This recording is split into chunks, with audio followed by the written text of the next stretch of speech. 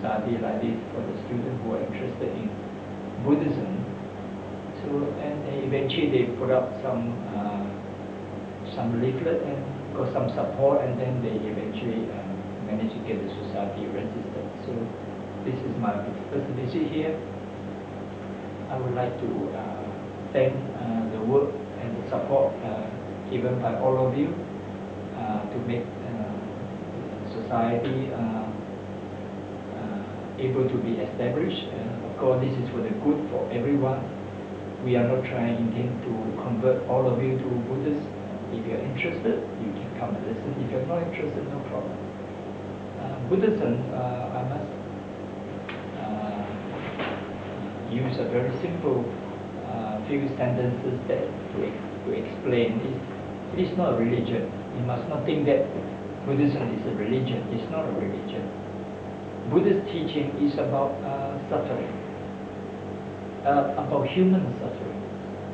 And the suffering, there are many dimensions of suffering.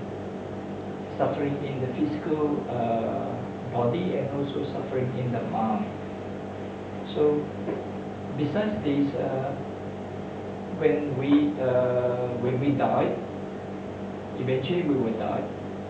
When we die, and if our mind is linger on with unfinished, say, wishes in our mind, we will appear in this world in a different form, in a different body. Whether you agree to this or not, it's up to you to investigate.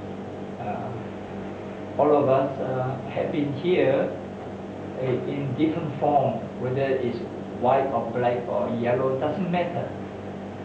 You know, we all appear in this world many times, maybe hundreds of times, or maybe thousands of times.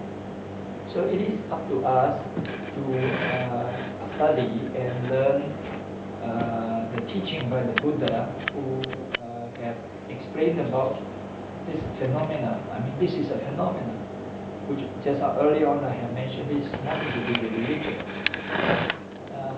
It's a phenomenon which we find ourselves in, and then it is up to ourselves to find the way out. But you must say, what is the need to finding the way out?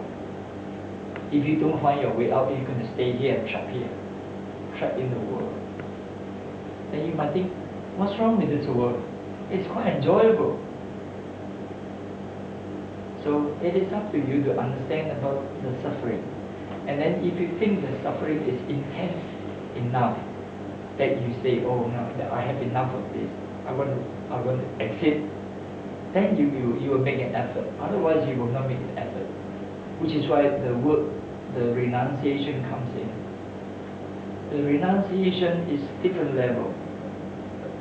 For the people who are just embracing Buddhism on the first time, you might just take up the refuge of taking refuge in the Buddha, Dhamma, and Sangha, and observe, few simple rules.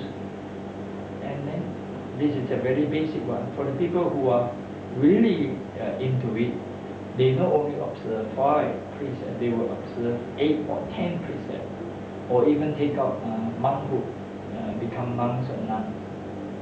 Of course, for a person who had the strong wishes to exit, you don't have to become a monk or nun. For us to become monks or nuns, it is our own choice. But it's not the what you call the final mode, that you must adopt. You don't have to worry about that. We have to think about the assistant here. The assistant, we think that it's only human beings, but it's not. They are more than that. We know we can see animals, the birds and the creatures that run around and goes in the sea. This is just what we know, but there are other creatures that we can't see in a different dimension. Those in the upward in the sky, we can't see them. There are many of them up there. They are flying around. Some people are able to see them.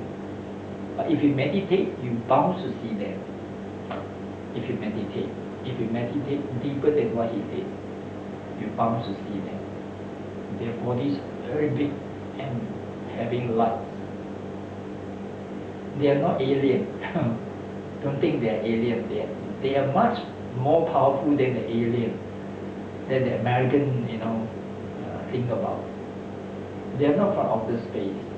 Okay, they are living in a different dimension than us. Their time span is much longer than us. In Buddha's explanation about the other dimension is that they are being up there with a huge body and lights, and also their time frame is in terms of our 50 years or 100 years or 200 years. One day, their one day is equivalent to our 50 years or 100 years or 200 years. It's different levels of heaven. This heaven is different from the Christian heaven. And there are many, many layers all the way up. And we are actually very on the bottom. But below us, there are also other beings. We can know all these animals. And then there are also ghosts, which I think the Christian and many of the religion has said there is ghosts around. But not many people can see them. But if you meditate, you can see them. You will meet them actually. They come to you. Ghosts and us living in the same dimension, same world. Especially in empty places or in the forest or in the cemetery. They are there. So it is not a good thing to go to the cemetery at night. You should avoid going to the cemetery at night. You should avoid going to the cemetery unnecessarily. If you are not having enough energy, you will attract this unwanted being coming to your house, then you will be in trouble. Of course, these ghosts, they will only interfere with you if they are your enemy, or if they are your relative, that they are trapped in the form of ghosts. Ghosts in the Buddhist world is known as peta. Peta means hungry ghosts. Why they are ghosts? Because they can get water, they can get food, they can get shelter. So where do they stay? They stay in the little holes where they can go in, or in the empty space where it's empty, an empty house, and the house must be dark. And as soon as you go in, all your hair will stand up on your body. Yes, I have met them many times.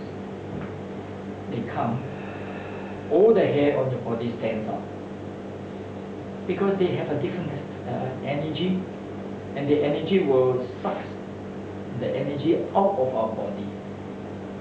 They are like that. It's very fun. It's similar like a magnetic type of thing. So that is why they are being in different dimensions. They are also being in the hell as well, which we can see with our naked eye. But if you meditate, you can see them. You can see them. So don't think that we are the only being on earth.